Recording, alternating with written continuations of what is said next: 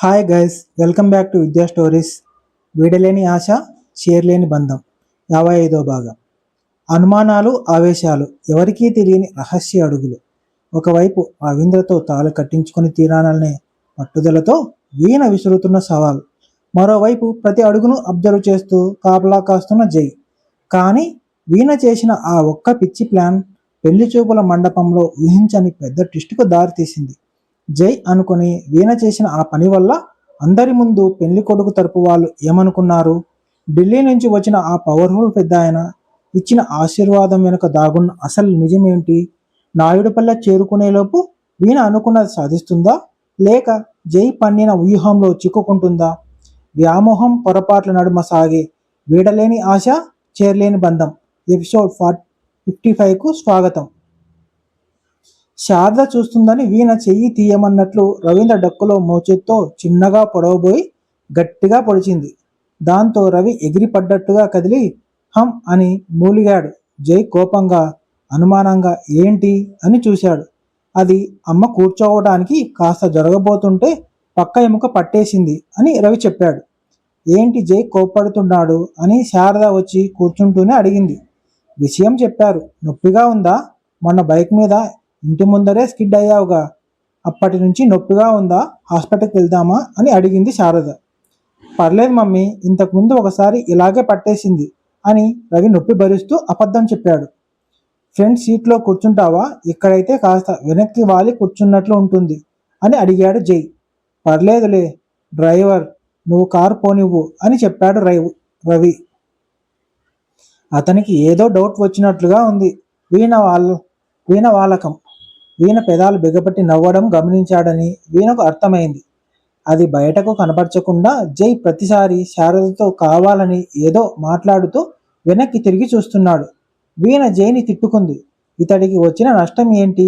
నా అత్త కొడుకుతో నేను ఎలాగైనా ఉంటాను అని వీణకు జై మీద విపరీతమైన కోపం వచ్చింది. అతడి చూపులు తమ ఇద్దరినీ గమనించడం చూస్తూ పండ్లు కొరుకుతూ అతని వీపు వైపు చూస్తూ, జై, నువ్వు ఏదో తమాషాకి రవితో నా పెళ్లి జరగదని చెప్తున్నావు, నన్ను ఆట పట్టించడానికి అని అనుకున్నాను.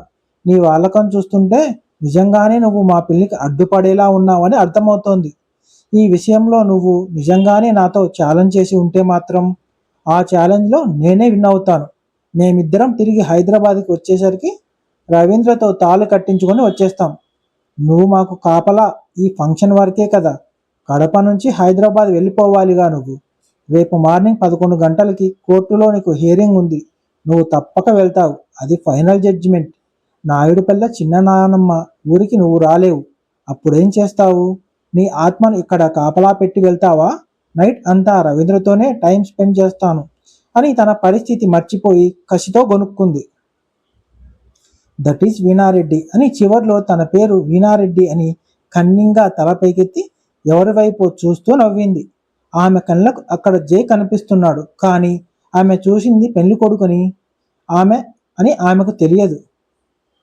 ఇక్కడ ఒక పెద్ద ట్విస్ట్ జరిగింది. వీణకు తెలియకుండానే జై మీద ఉన్న కోపంతో చేసిన వింత ప్రవర్తన వల్ల అందరూ పొరపడ్డారు. అదేంటంటే ఆ పెళ్లి చూపుల్లో కూర్చున్న పెద్ద ఆయన తల ఎత్తి అబ్బాయి వైపు నువ్వు కూడా చూడమ్మా అన్నప్పుడు అనుకోకుండానే తన ఆలోచన ధోరణిలో వీణ తల పైకి ఎత్తి పెళ్లి కొడుకు స్థానంలో జై కూర్చున్నాడు అన్న ఊహతో చూసింది. చూడు జై, ఛాలెంజ్లో నేను నెగ్గుతాను. దట్ ఈస్ వీణారెడ్డి అంది.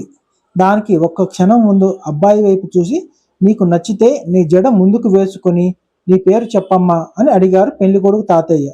అది వాళ్ళ ఆచారం. పెళ్లి చూపులకు వెళ్ళినప్పుడు అలా అడగడం. పెళ్లి కొడుకు స్థానంలో జైని ఊహించుకుంటూ అతడి వైపు కన్యంగా చూసి నవ్వి జడ ముందుకు వేసుకొని దట్ ఈస్ వీణారెడ్డి అంది. అక్కడ అంతమంది ఉన్నారని ధ్యాసే ఆమెకు లేదు. తన ఊహా ప్రపంచంలో అలా చేసింది. కానీ ఆ కన్నింగ్ని సిగ్గుగా భావించారు పెళ్లి కొడుకు తరపు వాళ్ళు. తాము అడిగిన దానికి అన్నీ కరెక్ట్గానే చేసింది. కానీ దట్ ఈస్ వీణారెడ్డి అని ఎందుకు చెప్పిందో అర్థం కాలేదు. ఆ దట్ ఈస్ ఏదోలే, ఫ్లోలో బై మిస్టేక్ వచ్చిన వర్డ్ అని సరిపెట్టుకొని ఒకరి మొహాలు ఒకరు చూసుకున్నారు. తాతగారు లేచారు. ఆయనతో పాటే మరో 2 లేచారు. నేను ఫంక్షన్ చూడకుండా భోజనం చేయకుండా వెళ్తున్నానని ఏమీ అనుకోకండి. గవర్నర్తో ఇంపార్టెంట్ మీటింగ్ ఉంది. పెళ్లికి ఒకేసారి వద్దామనుకున్నాను. ఎలాగో వచ్చావు కదా, ఫంక్షన్కు హాజరైనట్లు ఉంటుంది, అమ్మాయిని చూసినట్లు ఉంటుంది అని చెప్పడంతో వచ్చాను అన్నాడు. పెళ్లి చూపులు సీక్రెట్గానే చేయాలనుకున్నారు, కానీ అంత పెద్ద ఆయన దొంగగా అమ్మాయిని చూసినట్లు ఉంటే బాగుండదని ఇలా పెళ్లి చూపుల్లాగా అరేంజ్ చేశారు పెద్ద ఆయన కోసం. మేము బయలుదేరుతున్నాం, హెలికాప్టర్ సిద్ధంగా ఉంది అని బయలుదేరుతూ వీణ తల మీద చేయి పెట్టారు ఆశీర్వదించడానికి పెద్ద ఆయన. అప్పుడే శ్వేత వీణ చేయి గిల్లి పెద్ద ఆయన కాళ్లకు నమస్కరించు అని చెవిలో చెప్పింది. వీణ ఆలోచనలోంచి భయపడి పెద్ద ఆయన ఎవరు అంటూ పూర్తిగా స్పృహలోకి వచ్చి ఈ తాతయ్య ఎవరో అన్నట్లు అప్పుడు ఆయన వైపు చూసింది. ఏమోలే, పెద్దవారు కదా, ఎవరైతే ఏంటి అని వంగి పెద్ద ఆయన కాళ్లకు నమస్కరించింది. కళ్యాణ ప్రాప్తిరస్తు అని ఆయన ఆశీర్వదించడంతో తమకు ఎంతో ముఖ్యమైన వారు ఏమో తాతగారు అంటే రవికి నాకు పెళ్లి అవుతుందని ఆయన దీవించారు అనుకొని శారద చెప్పింది గుర్తుకు తెచ్చుకొని, బాగున్నారా తాతయ్య గారు అని అమాయకంగా పెద్ద ఆయన వైపు నవ్వుతూ సౌమ్యంగా అడిగింది.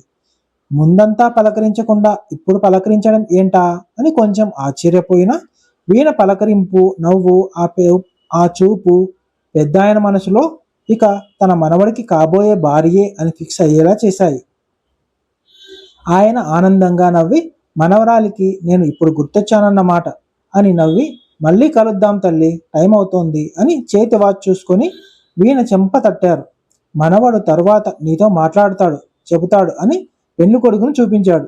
అతను వీణను చూసి నవ్వి తాతయ్య గారితో నేను ఢిల్లీకి వెళ్తున్నాను, మళ్ళీ మీట్ అవుదాం బాయ్ అని పలకరించటంతో ఓ పాత పరిచయాలు కాబోలు నేనే గుర్తుపట్టలేదు అనుకుంది వీణ. మళ్ళీ శారద మాట గుర్తుకు వచ్చి, బాగున్నారా అండి, సరేనండి, మళ్ళీ కలుద్దాం అని నవ్వుతూ అతడి వైపు చూసింది. ఎక్కడో చూసినట్లు ఉందే, ఇతడిని ఎక్కడ చూశాను అని అనుకుంటూ వెళ్తున్న ఆ పెళ్లి కొడుకు వైపే తదేకంగా చూస్తూ అదే చిరునవ్వుతో ఉంది. పెళ్లి కొడుకు తాతయ్య ఒక్కసారి వెనక్కి తిరిగి చూశారు. వీణ నవ్వుతూ పెళ్లి కొడుకు వైపు చూస్తూ ఉండటంతో సంతృప్తిగా చెయ్యి ఊపారు.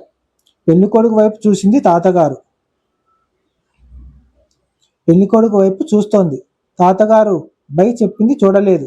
మనవడా, నిన్నే చూస్తోంది మనవరాలు, బాగా నచ్చినట్లు ఉన్నావు, మరొకసారి అమ్మాయితో మీట్ అయ్యి మనసు విప్పు మాట్లాడుకోండి అని పెళ్లి కొడుకు భుజం మీద చేయి వేసి చెప్తున్నారు తాతయ్య గారు.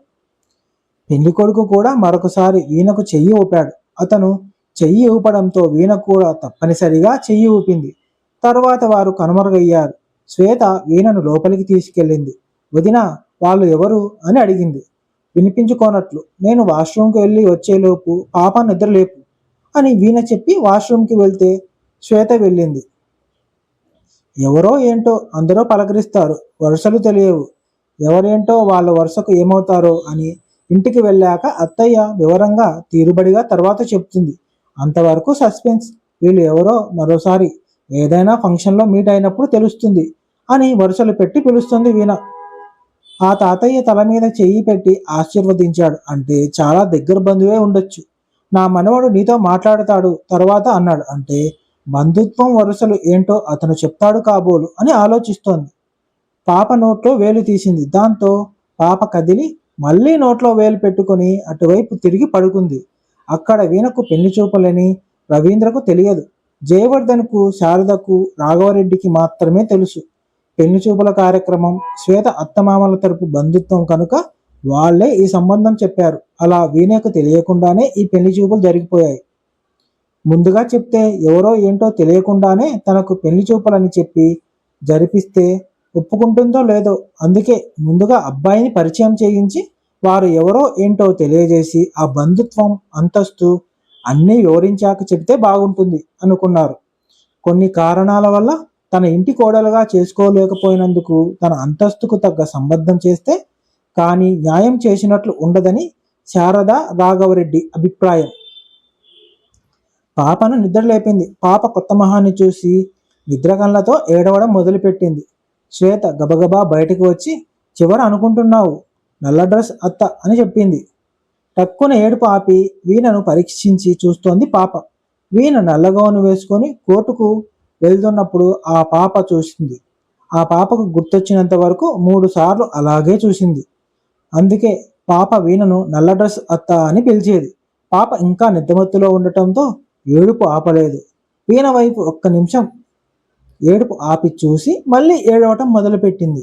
తనకు పాల సీసా చేతికి ఇస్తూనే దాన్ని నోట్లో పట్టుకుని సైలెంట్ అయిపోయి వీణను పెద్ద పెద్ద కళ్ళతో చూస్తూ తాగుతోంది. వీణకు పాప తెగ ముద్దు వచ్చేసి ఆ క్షణంలో ఆపుకోలేక అంటూ రెండు బుగ్గలు సాగదీసి పట్టుకొని ముద్దులు పెట్టింది. అంతే, బుడ్డది ఏడవటం మొదలుపెట్టింది. అయ్యో, సారీ సారీ, మంట పుట్టిందా బంగారం అంటూ ఆ బుగ్గల మీద పెదాలను అద్ది ముద్దు పెట్టింది వీణ. వీణ లిప్టిక్ అంతా పాప బుగ్గలకు అంటుకుంది.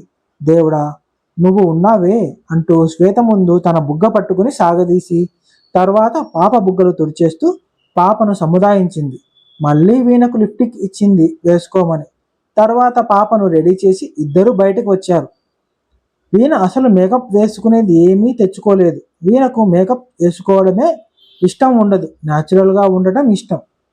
శారద నగలు పెట్టుకున్న ఆవిడ, శ్వేత అత్తగారు ముగ్గురు పట్టుచీరల కొంగు పట్టుకొని ఆ పెద్ద ఆయనను కారు వరకు సాగనంపి నింపాదిగా మాట్లాడుకుంటూ నడుస్తూ మండపం వైపుగా వస్తున్నారు.